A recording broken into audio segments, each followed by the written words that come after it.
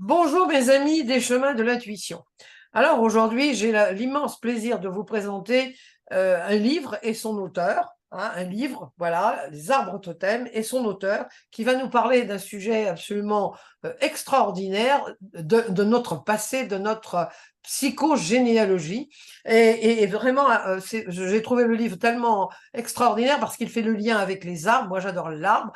On parle beaucoup de l'amour des arbres, de se ressourcer avec les arbres, et elle va donc nous parler, Chantal Moto, qui est l'auteur de ce livre. Vraiment, j'ai adoré, vraiment j'ai adoré ce livre. Vous allez me dire, je dis toujours que je suis passionnée, mais je ne présente sur ce blog, comme vous savez, que ce qui me passionne. Donc voilà, encore une passion, ce livre et son auteur, Chantal Moto, que j'ai le plaisir d'avoir avec moi. Bonjour Chantal. Bonjour Sylviane, Eh bien, merci pour écoutez, cette introduction enthousiaste. ah oui, oui, oui, oui, oui, oui. Alors, bon, les gens me connaissent, je ne présente ici sur le blog que des livres ou des formations ou des personnes, je n'interviewe des personnes qui me passionnent. Si c'est tiède, c'est mon caractère et je suis passionnée. Alors, Chantal, vous avez donc écrit ce livre, Arbre totem, hein, accueillez les messages de vos arbres totems. Et alors, il est très beau, il y a de très belles illustrations, et puis le papier est vraiment, vraiment de qualité. On a vraiment plaisir à l'avoir en main, déjà sensuellement, hein, je veux dire, Mm. c'est très agréable. Alors, pour les personnes qui ne vous connaissent pas, est-ce que vous pouvez vous présenter, nous dire qui vous êtes? Oui, tout à fait. Donc, je suis psychothérapeute et coach systémicienne, c'est-à-dire que j'ai deux activités. Une activité principale, c'est quand même la psychothérapie, où j'accompagne des personnes sur leur chemin de vie pour voilà, améliorer tout ce qu'elles ont envie d'améliorer dans leur existence. Et en coaching systémique, j'accompagne des entreprises, principalement des PME, des dirigeants de PME avec leurs équipes pour améliorer ce qu'on peut améliorer en termes de relations, de fluidité, voilà, dans les relations, hein, principalement. Voilà, dans mon activité de psychothérapeute, j'ai deux grandes passions, parce que moi aussi, je fonctionne beaucoup à la passion. Ma première passion, c'est le symbolisme, l'étude des rêves et tout ce qu'on peut trouver dans les symboles de notre inconscient. Donc là, je suis d'école de tradition jungienne. Voilà. J'ai commencé à travailler le symbolisme en 1988, donc c'était il y a un petit moment déjà. Voilà, et ça m'a toujours passionnée. J'utilise le rêve comme un support d'accompagnement également. Et puis, je donne aussi des formations sur le symbolisme, la psychologie jungienne, voilà, et les rêves. Et puis, ma deuxième passion, c'est les constellations familiales et les constellations d'organisation. Et les constellations familiales permettent d'étudier la psychogénéalogie, enfin même de la mettre en mouvement, de la mettre Oui. en représentation, et puis de la mettre en mouvement aussi dans le sens une personne peut bouger par rapport à sa famille et par rapport aux données de départ. Voilà, et puis j'ai écrit quelques ouvrages. Celui-là, c'est le sixième. Voilà, et puis j'ai participé aussi à des ouvrages collectifs. Oh, bah, vous avez un parcours déjà bien, euh, un bon parcours, on va dire. Alors, euh, vous parlez là dans ce livre, évidemment, une approche inédite de la psychogénéalogie. Alors, on en parle beaucoup, un peu à tort et à travers maintenant, Mm. tout le monde se targue de faire de la psychogénéalogie. Alors, qu'est-ce que c'est pour les personnes qui ne connaissent pas, qu'est-ce que c'est que la psychogénéalogie? Oui, alors dans psychogénéalogie, on a psycho et généalogie, donc, hein. Donc la psychologie va s'intéresser à ce qui fabrique la psychologie d'une personne. Souvent, on remonte avec les approches traditionnelles en psychothérapie, en psychologie, en psychanalyse. On remonte à l'enfance, la petite enfance, voire la vie intra-utérine pour comprendre dans un moule de vie, qu'est-ce qui a pu impacter finalement quelqu'un, son comportement, son histoire et ses réflexes, inconscients ou inconscients. Et en associant la généalogie, bah, ça veut dire qu'on va remonter un petit peu plus loin. C'est-à-dire qu'on va travailler plutôt l'histoire familiale. On va voir qu'est-ce qui se passe au niveau des parents, qu'est-ce qui se passe au niveau des grands-parents, qu'est-ce qui se passe au niveau de au-dessus. L'idée, c'est de comprendre de quoi on a hérité. Pour un petit peu mieux comprendre notre histoire et de quel bois nous sommes faits. Voilà, qu'est-ce que finalement, qu'est-ce que nos ancêtres nous ont communiqué, aussi bien dans ce qu'il y a de positif que dans ce qu'il peut y avoir de négatif, avec peut-être des fois des histoires un petit peu compliquées. Alors, la grande difficulté de ces études, c'est que ça se passe sur le plan de l'inconscient. C'est-à-dire que ces communications d'ancêtres à personne, ces communications se font de façon inconsciente et les façons que l'on a de repérer que peut-être notre histoire est influencée, est impactée par l'histoire de nos ancêtres, eh bien, c'est de constater des répétitions. Donc, des répétitions de faits, des répétitions d'événements, des répétitions de dates. Et là, on peut mettre le doigt sur le fait que peut-être que notre histoire, elle est mélangée avec l'histoire de quelqu'un d'autre. Et en comprenant l'histoire de ce quelqu'un d'autre, déjà, ça permet de mettre des mots, des explications. Et puis, ça permet aussi de choisir de de sa vie, de son avenir, de son destin, sans forcément Répéter, là, toujours la même chose, c'est ça. Alors, inlassablement. Ouais. mais alors le problème, c'est quand on n'a pas de données sur certains ancêtres, on répète quelque chose, mais on ne sait pas d'où ça vient. Alors comment on peut arriver à finalement déceler ce qui a pu se passer, ou comment on peut régler le problème, tout simplement. Oui, alors c'est là où les techniques d'exploration de l'inconscient sont fort intéressantes parce que si on n'a pas de données, ça veut dire qu'on n'a pas conscientisé des éléments, des choses, des faits, des événements. Voilà. Et donc en explorant l'inconscient, on peut tomber sur des informations. Et pour ça, c'est pour ça que je travaille sur les rêves et que je travaille en constellation familiale. Parce que les deux techniques, donc dans les rêves qui vont puiser leur matière dans notre inconscient, dans l'inconscient personnel et dans l'inconscient collectif. Donc les rêves vont pouvoir nous parler de certains événements. Et on va s'étonner, on va se dire, mais ça, je comprends pas, non, il m'est pas arrivé tel accident dans ma vie, mais en fait, ça concerne au-dessus. Et dans les constellations familiales, donc c'est une technique qui consiste à reproduire un système familial à l'aide de représentants. Et donc, dans les constellations familiales, par l'intermédiaire des représentants et par l'intermédiaire de ce qu'ils vont exprimer, on peut avoir des pistes et de données de ce qui a pu se passer auparavant dans la famille. Après, charge à nous d'aller vérifier. Oui, non, mais les constellations familiales, c'est quelque chose d'ahurissant. Franchement, Ouais. moi, j'ai assisté à plusieurs, enfin, j'ai participé à plusieurs. C'est bluffant, hein. Franchement, Ouais. c'est quelque chose, ah oui, oui, ça, c'est vraiment quelque chose d'extraordinaire. Alors, on va revenir à votre livre, hein. Comment vous est venue l'idée, comment il est né ce bébé? Parce comment il a été conçu d'abord? Comment vous est venue l'idée, hein, et puis de ce livre? Parce que, alors, c'est très, très particulier.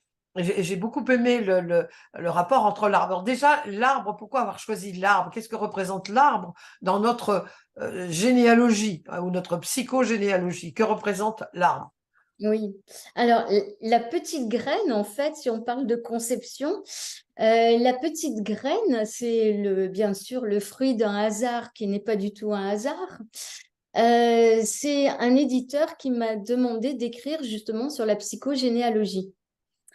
Et j'étais en plein travail sur les constellations familiales et la psychogénéalogie, donc mon ouvrage qui s'appelle Guérir le passé, vivre au présent. Et j'étais en plein là-dedans. Et donc, pour pouvoir répondre à l'éditeur, je me suis dit, bon, il faut trouver voilà, une autre voie pour répondre.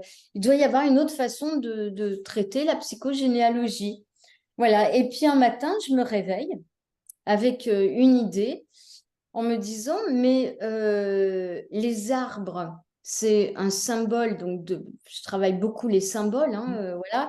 Donc l'arbre, c'est un symbole immense de l'humanité, hein, Oui, avec à la fois sa capacité à s'ancrer dans le sol, donc qui correspond à notre vie terrestre, hein, notre ancrage, à notre voilà, à notre vie, et puis à la fois tout ce développement en verticalité, hein, qui correspond aussi à quelque chose de très humain. Puisque voilà, dans les espèces vivantes, il n'y a pas beaucoup d'espèces qui sont verticales, mais l'homme en fait partie. Et donc, dans cette verticalité, ça évoque tout le cheminement, nos aspirations, et puis notre capacité aussi à nous élever, mhm, et nous élever, y compris spirituellement, pour aller toucher des sommets, voilà, ou des choses assez subtiles. Et m'est venue cette idée de l'arbre, puisqu'on parle d'arbre généalogique. Il oui, doit y avoir un lien entre les arbres et leur structure, hein, et puis les éléments d'une généalogie. Mhm. Et à partir de là, je me suis dit, les racines finalement, les racines de l'arbre, ça correspond à nos racines en tant oui, qu'être humain. Voilà comment on s'ancre dans une vie, hein, dans notre vie, avec tous nos ancêtres, avec tout le passé dont on hérite. Ce tronc qui peut être très particulier d'un arbre à l'autre, ça va parler de notre structure, hein, de notre façon de vivre, voilà, de quoi notre structure, de quoi nous sommes faits, comment nous sommes faits, et puis comment on se développe dans la vie, comment on avance. Est-ce qu'on avance, voilà, de façon très droite ou avec voilà, plein de boursouflures, voilà. L'écorce, c'est ce qui fait le lien entre l'arbre et son extérieur, tout comme la peau oui, de l'être humain est le lien entre notre intérieur et notre extérieur, et ça va parler de notre sensibilité au monde. Et puis les feuilles qui nourrissent l'arbre en absorbant tout ce qui va bien et la lumière et les nutriments. Donc ces feuilles vont nourrir l'arbre de la même façon que sur les feuilles de notre histoire, on peut se nourrir, hein, et écrire aussi voilà, des choses de notre histoire. Et donc, à partir de là, je me suis dit, voilà, en prenant les caractéristiques des arbres, on doit arriver à reconstituer finalement notre ADN psychogénéalogique. Et bien sûr, j'ai regardé le calendrier celtique qui donne un arbre de naissance de la même façon que nos horoscopes habituels donnent un signe de naissance. Donc déjà, ça peut nous donner un petit peu l'essence, hein. Il y a des jeux de mots aussi qui sont très intéressants avec les arbres, puisqu'on parle des essences, hein, en parlant d'arbres. Et donc notre arbre de naissance, ça peut nous donner la naissance, l'essence de notre arbre généalogique. Voilà, et puis après, j'ai exploré quelques bouquins, dont un bouquin très intéressant, Les arbres de pierre, de Vincent Fleury, qui est un physicien voilà, qui décrit en fait pas mal de choses sur les arbres et qui décrit tout au long de son livre, et j'en parle un petit peu dans mon introduction, qui décrit tout au long de son livre combien les expériences scientifiques, chimiques et notamment chimiques, arrivent quasiment toutes au même résultat. C'est-à-dire que quand on fabrique une réaction, soit avec un métal, soit avec un minerai, soit avec enfin, les végétaux, ça c'est plus normal, voilà. Eh bien, en fait, ça dessine des arborescences. C'est-à-dire que notre vie, notre structure intrinsèque est une structure en arborescence. Et donc, ça colle parfaitement. Notre structure humaine Mhm. est une arborescence. En plus, quand on regarde comment est composé le corps humain, on se rend compte qu'on a pas mal de circuits qui fonctionnent en arborescence. Mhm. Les poumons, les bronches sont en arborescence, nos réseaux neuronaux fonctionnent en arborescence. Enfin voilà, tout est arborescence. Donc voilà, donc après, je me suis plongée dans l'étude des différentes essences, donc des différents arbres. Et puis je me suis dit, bon, l'arbre de naissance, c'est quelque chose comme un horoscope. Hein. Moi, je suis quand même assez vigilante et dubitative quant au déterminisme, puisque je suis complètement persuadée qu'on a quand même le choix à chaque instant de Tout notre à fait, oui. devenir, Mhm. hein, de notre présent, de ce que l'on fait et de ce que l'on fabrique voilà, pour notre futur. Donc, je me suis dit, comme l'horoscope nous donne un signe de naissance, c'est bien, mais après, il y a tout notre libre arbitre. Qu'est-ce qu'on fait de notre vie? Et donc, je me suis dit, un arbre de naissance, ça ne suffit pas. Et donc, j'ai bâti un questionnaire qui permet, selon ses affinités, ses appétences, ses goûts, ses comportements, de trouver deux autres compagnons, hein, qui seront des compagnons plutôt avec des énergies yin ou des énergies yang, et qui seront nos arbres préférés. Et ces arbres-là pourront voilà, aussi nous parler en termes de généalogie, parce que peut-être que ça parle du fait que nos préférences, nos talents, nos aptitudes, et peut-être que ça vient aussi de ce que nous ont transmis nos ancêtres. Bien sûr, oui, oui, oui. Voilà, et puis après, il y a quelque chose de beaucoup plus, je dirais, de l'ordre des sensations, hein, ou en forêt, ou quand on se promène, on a des arbres qui vont nous parler beaucoup plus que d'autres. Hein. Oui, Et là, oui, alors moi j'ai tout bien rempli, je suis une bonne élève, hein, comme je vous ai dit, je suis une bonne élève. Alors j'ai tout bien rempli. Alors là, il y a un questionnaire dont vous avez dû mettre du temps hein, pour élaborer ce questionnaire, parce que dites donc, c'est vraiment, enfin moi j'ai trouvé que je l'ai trouvé assez extraordinaire. Alors vous expliquez bien ce que je trouve aussi, ce que j'ai trouvé qui est bon. Moi j'ai fait une formation en psychogénéalogie. Et donc, ce que j'ai trouvé, c'est que vraiment les données que vous donnez pour expliquer ce qu'est la psychologie, généalogie et tout ça, c'est vraiment à la portée de tous. C'est pas du langage très compliqué et tout. On comprend qu'effectivement, on n'est pas seulement notre vie, on trimballe aussi, on a un petit baluchon, hein, avec des trucs qui viennent de papa, maman, grand-père, l'oncle, etc., etc. Et donc, là, on comprend qu'effectivement, c'est important. Alors, pourquoi c'est important de comprendre, vous, en tant que psychogénéalogiste, moi, je sais, mais j'aimerais que vous, avec euh, à cause de votre livre, bien sûr, vous nous expliquiez pourquoi c'est important, à un moment donné, d'arrêter de se rendre compte qu'on trimballe des trucs qui sont pas à nous, quoi. Voilà. oui, oui. Je parlais de libre arbitre. Je crois que c'est un petit peu pour ça, en fait, le but. Hein. C'est-à-dire que quand on trimballe comme vous dites, j'aime bien cette expression, les baluchons. Hein, des Oui. fois, il y a des petits baluchons, puis des fois, il y a des gros baluchons. Et donc, le fait que l'on trimballe inconsciemment des baluchons, ça fait qu'il y a quelque chose qui agit à travers nous et qui agit pour nous et que finalement, ce sont ces influences-là en fait qui vont guider notre vie, qui vont nous mettre toujours dans les mêmes situations, toujours dans les mêmes ennuis, toujours à répéter les mêmes erreurs ou à répéter les mêmes scénarios. Et donc, un petit peu comme si des lapsus venaient s'interposer à chaque fois qu'on veut dire quelque chose. En fait, c'est quelque chose d'autre qui sort. Oui. Donc, pour moi, reprendre les rênes de sa vie, c'est pouvoir regarder en arrière, pouvoir regarder qu'est-ce qui a composé, bien sûr, notre histoire à nous, mais qu'est-ce qui a composé aussi l'histoire de notre famille et qu'est-ce qui finalement va irriguer nos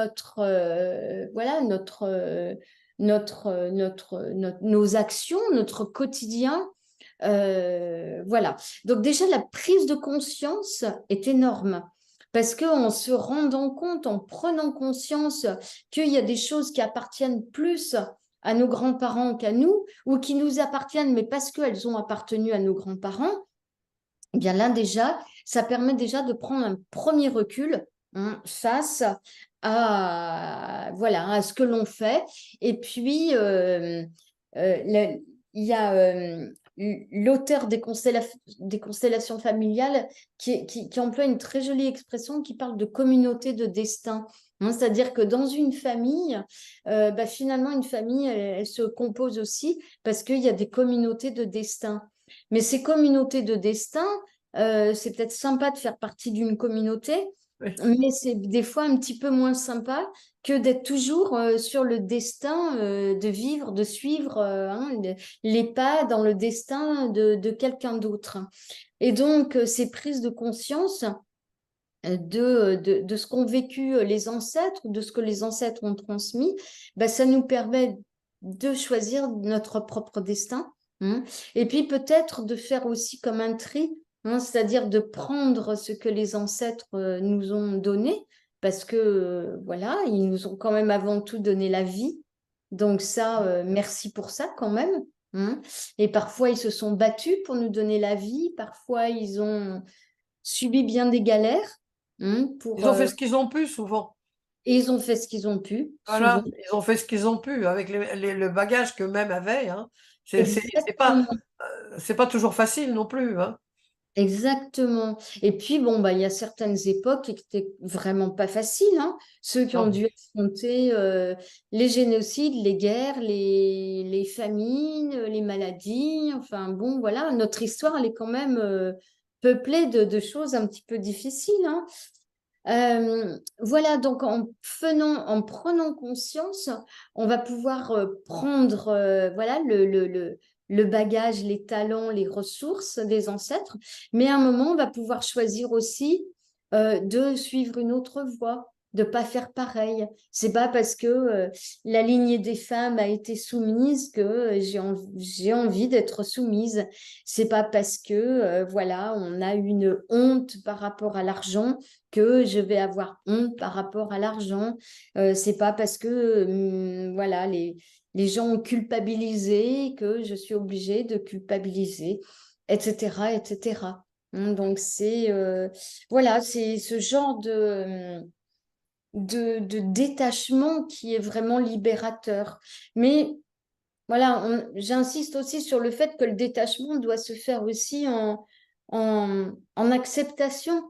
C'est-à-dire que c'est pas, enfin, résoudre un problème de la généalogie, c'est pas se dire ouais, ouais, bon, c'est leur histoire, bye bye, ciao, je fais autrement.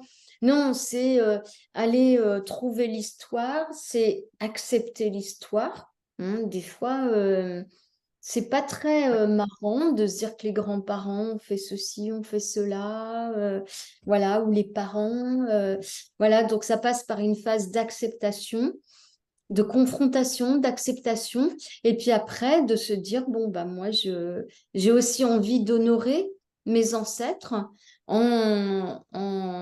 voilà, en menant une vie sympa, heureuse, voilà, en leur faisant plaisir. hein, en vivant heureux. Et puis là, on laisse notre baluchon. Alors, dans votre livre, alors, il y a tout un tas de. Alors, vous avez mon arbre totem. Alors, on trouve son arbre totem. Bon, Ouais. on peut en avoir 2 ou 3, hein, c'est ça, hein, on peut avoir. Oui. Alors, comment on mélange, pour comprendre notre généalogie, comment on mélange nos 3 arbres, alors, si on en a 3? Oui, alors déjà, j'ai dans le travail de recherche que j'ai fait, fonction des caractéristiques des arbres, je les ai redistribués en masculin, féminin, hein, avec donc yin-yang, hein, pour reprendre un terme un peu plus énergétique, avec des arbres qui dégageaient plus quelque chose de l'ordre du yin et d'autres plus du yang, hein. Le tilleul, par exemple, il est plus yin, avec voilà, la tendresse de son bois, voilà, ses caractéristiques au toucher, voilà. Alors que le châtaignier, par exemple, est l'emblème du yang, avec la structure, la charpente, voilà, et puis aussi les vertus aphrodisiaques des châtaignes. Donc, par exemple, voilà. Et donc, ça permet de redistribuer peut-être certains attributs en lignée maternelle et en lignée paternelle. Hein. D'accord. Donc déjà, voilà. Après, si on a un arbre totem, un troisième arbre totem, bah, peut-être que ça peut correspondre à un autre aspect de la famille. Ben, je dirais que l'intérêt aussi de tout ça, c'est de pouvoir faire aussi comme avec les autres thérapies, hein, c'est de pouvoir faire un lien avec notre vie et puis de pouvoir écouter ce qui fait écho en nous. Hein.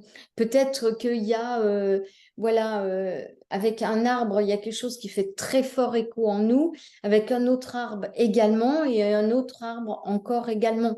Hein. Et ça va être finalement la somme de ces échos qui va donner autant d'éclairage. On peut aussi, par rapport, par exemple, alors je parle de mon cas, hein, bon, par mon arbre astrologique, on va dire, je suis érable. Alors, en entendant, j'ai dit là, me parle pas, mais effectivement, est-ce que ça serait des choses qui ont été en. C'est une question que je vous pose, Chantal. Est-ce que ça, par rapport à ça, est-ce que ce sont des choses que j'aurais à développer ou des choses qui me sont venues de ma généalogie? Qui sont là et que je ne veux pas voir, qui pourrait se passer.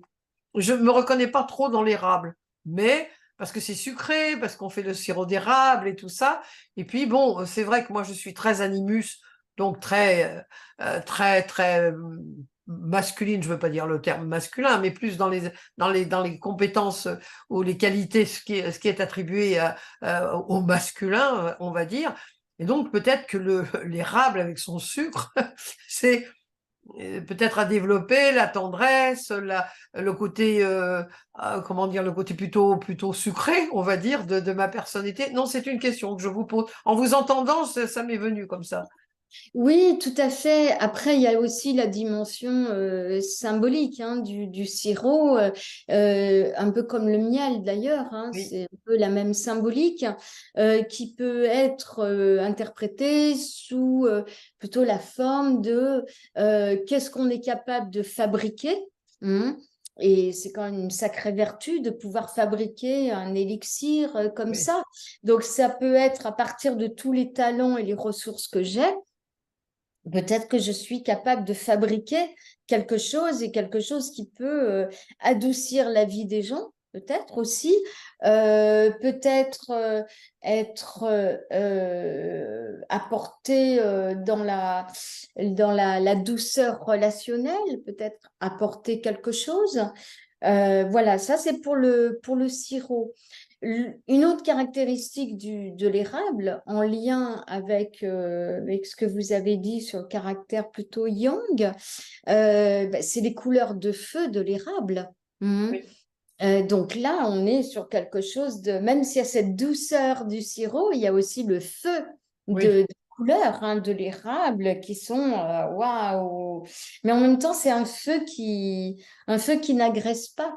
On retrouve aussi voilà, ce côté capacité à produire quelque chose de un lion, quelque chose de doux. Et puis dans l'érable, il y a donc je me suis aussi beaucoup amusée avec le langage des oiseaux. Parce Érable, oui. ouais, donc là, voilà, parce qu'avec les rêves, on travaille beaucoup sur le langage Oui. des oiseaux, puisqu'on a voilà, l'inconscient qui nous communique aussi ces messages avec des messages un peu cachés. Et donc, dans Érable, on peut voir beaucoup de choses, hein. Il y a air, et puis able, c'est able en Oui. anglais, hein. Donc, c'est être possible, l'air du possible. Donc, ça peut être l'ouverture. Able, errer, hein, errer, voilà. Donc, ça peut être la capacité à errer, c'est-à-dire la capacité à aller dans la découverte de l'inconnu. Hein. Voilà, et puis il y a le rable, hein, le rable qui est un instrument qui permet de ratisser. Hein. Donc peut-être que j'ai la capacité de ratisser. Donc il y a toute cette idée d'amplitude, de ratisser, d'étendre, d'inconnu. Et ça, c'est une composante très yang. Hein. C'est pour ça que je crois que j'ai fait un petit encadré sur le grand Oui. tas, hein, je crois, voilà, sur cet arbre-là. Parce que bah, le grand tas, c'est la capacité que l'on a dans la vie à aller trouver l'inconnu, à aller trouver l'autre, à s'inspirer. Je vérifie, hein, Érable, oui, c'est... le euh, grand A, voilà, qui est un ouais. terme lacanien pour montrer sa capacité à aller vers le grand autre, à aller vers l'ailleurs. Hein. Et au final, quand on a une aspiration spirituelle, c'est aller vers le grand Le tout. grand tout. Alors, ce qui est dans votre livre, alors donc on peut expliquer. Alors déjà, il est très très, vous voyez. Alors je ne sais pas si on le voit bien, mais la texture est très agréable. Il y a une bonne, comment dire, ça va bien avec le sujet du livre. Voilà, c'est ça. La couleur, les couleurs, évidemment vert. Bon, bah, c'est ma couleur préférée. Alors vous pensez bien que j'étais contente. Euh, mais alors vous donnez pour chaque arbre. Alors, c'est important, vous avez mon arbre de vie, donc ma structure générale, comme ce que vous venez d'expliquer. Là, je suis dans le cyprès, par exemple. Et après, vous avez mes aptitudes particulières, hein, et puis le langage des oiseaux. Alors ça, c'est bon. Moi aussi, j'avais suivi un truc sur le langage des oiseaux. Je trouve ça absolument. On n'en parle pas assez du langage des oiseaux. On fait plus assez attention à tout ce qui, ce subtil, ces choses subtiles que le langage nous susurre, hein, on peut dire. Et là, vous en parlez. Puis alors, mon arbre psychogénéalogie, question de vie ou de mort. Enfin bon, là, on parle du cyprès. Alors, on parle des loyautés, évidemment, en psychogénéalogie. Tout ce qu'on traîne dans le baluchon, c'est évidemment en grande partie les loyautés. On veut être loyal par rapport on veut pas dépasser le père, on veut pas avoir une situation où on gagnerait plus que le père. Enfin, il y a tellement de choses, mais on se rend compte que alors là, vous expliquez vraiment, Chantal, bon, alors on sait que je suis totalement incapable de flagornerie. Ça, c'est pas du tout mon truc. Alors là, j'essaierai, je n'y arriverai pas. Mais effectivement, il est très accessible, on comprend, et puis on a envie. Et moi, je l'ai lu comme un. Alors j'adore les polars. Hein. J'ai une grande bibliothèque de polars, et je l'ai lu un peu comme un polar, votre livre. C'était vraiment, ah oui, oh là là, il est très intéressant, alléchant. On a envie de le prendre. Vraiment, je l'ai dévoré. Hein. Franchement, je l'ai dévoré. Puis après, vous avez 3 clés, hein, pour mieux vivre en famille, par exemple. Hein. Alors, vous avez les mots-clés qui viennent par rapport à l'IRA, par rapport aux chênes, par rapport aux frênes, etc., etc. Puis ma méditation, alors sous l'arbre. Alors, on a des méditations. Ça, c'est très intéressant. Ma méditation sous le figuier, sous l'érable, sous le chêne, sous le sapin, c'est vraiment, il est vraiment très intéressant. Puis regardez comme il est beau, il est vraiment très agréable. Et alors, moi, je le recommande évidemment chaudement et chaleureusement. Et puis, vous allez sortir bientôt donc un oracle Hein, on peut dire, c'est ça, hein, l'oracle arbre totem. Ça va s'appeler l'oracle totem, des arbres L'oracle totems. des arbres totems, oui, tout à Voilà. fait. Donc, il Tout à sort au fait. mois de novembre. Il va sortir pour Noël, juste avant Noël. Oui, il sort le 3 novembre. Oui, tout Ah, à bah fait. écoutez, Mm. tant mieux. Chouette, chouette, chouette. Il y aura 44 arbres. Donc là, on en a 26 dans le livre. Et là, Et il y donc, en aura 44. on aura 44 avec donc des cartes, et Oui. puis un petit livret qui fait un résumé des structures psychogénéalogiques, donc caractéristiques principales de l'arbre, qu'est-ce que ça donne comme vertu particulière, voilà, et puis les éléments clés de la psychogénéalogie sous la même forme, de travail de déduction, de Oui. transposition. Et voilà, et donc il y aura un message par arbre qui correspond à ce que l'arbre, en tant que source d'inspiration, peut nous donner comme conseil. Et puis, alors, donc, on pourra tirer ces cartes pour avoir l'énergie de l'arbre, peut-être. Non, c'est Voilà, comme ça aussi? C'est ça, oui, hein? tout à Ah, fait, j'ai compris, j'ai compris. tout à fait. Et on aura aussi une méditation pour chaque arbre. Pour chaque arbre. Bon, Oui. alors je rappelle votre livre, hein, à accueillir les messages de vos arbres totems. C'est aux éditions Vega du groupe Guy Daniel. Il est vraiment, il est très agréable. En plus, il est, comment dire, alors quel est le mot positif, vous voyez, mais pas. Mm. Voilà, moi, on est heureux de lire le livre. On est bon. Alors évidemment, je suis passionnée, ça on le sait, mais je veux dire, on sort de ce livre, de chaque, bon, le chêne, l'érable, le frêne, enfin tous le tilleul. C'est vraiment, et puis il y a des petites subtilités que par rapport au tilleul, par rapport à l'érable, enfin par rapport à tous les arbres qui sont là, et on sort, on lit le livre, on est heureux, on est content, on a envie justement de partir en forêt et puis vous savez, alors on nous prend souvent pour des branquignoles ou on prend les gens qui font ça pour des branquignoles, c'est-à-dire ils sont là, ils prennent un arbre, mais oui, c'est une énergie et on Mm. sait aujourd'hui, vous en parlez aussi dans le livre, c'est que les arbres sont extrêmement solidaires. C'est extraordinaire la vie d'un arbre. Vraiment, c'est un Allemand qui avait sorti ça. Oh, il s'appelle, bon, il a un nom, je sais plus comment il s'appelle, mais enfin, vous en parlez, où il a découvert des choses absolument extraordinaires. Il était forestier, hein, je crois, c'est ça. Hein.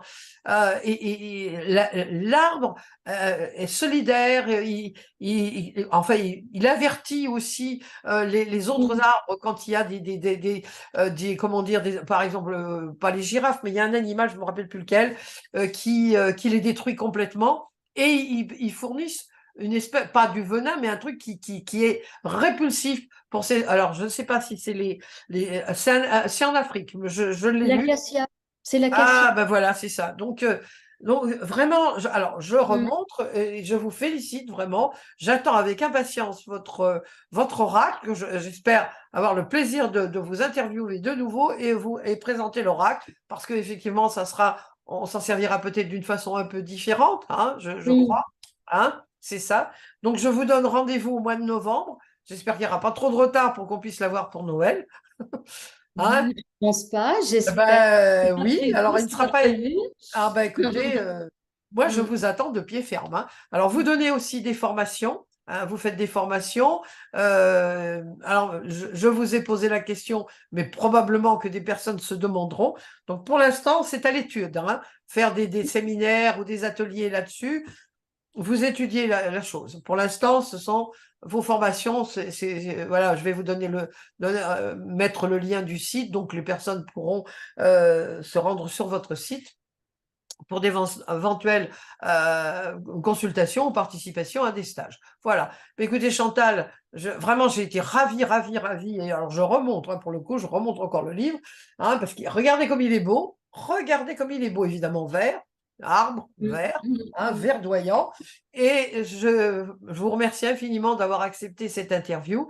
Et je vous félicite chaudement d'avoir fait ce livre. Il est réconfortant, votre livre, en Mm. pleine sécheresse, avec tout ce on voit au Canada ce qui se passe et tout. Oh, pauvres arbres, on est heureux de faire Moi, j'appelle ça des mignons. Je dis aux enfants, vous savez, faire un mignon comme ça, un hug, comme aujourd'hui on dit un hug, faire un hug à un arbre.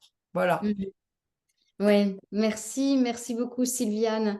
Puis je crois qu'on a beaucoup à apprendre sur leur système de solidarité aussi. Oui, on a beaucoup de choses à apprendre de la nature, on s'en est trop détaché et Oui. maintenant elle se venge, on voit malheureusement tout ce qui se passe.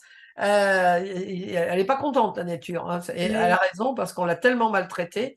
Et les pauvres arbres, quand je vois, moi ça me fait mal au cœur, hein, je vous assure, c'est l'eau et les arbres. Moi, quand je vois les gens qui dépensent l'eau, mais d'une façon, enfin je vois puisque je vais dans un truc là pour comment dire, comment on appelle ça, un truc de fitness, pour faire de la gymnastique aquatique. Et les gens, ils prennent, avant c'est obligatoire, avant d'entrer, on prend une douche. Mais les litres d'eau, j'ai envie de les étrangler. Non, mais que Dieu me pardonne.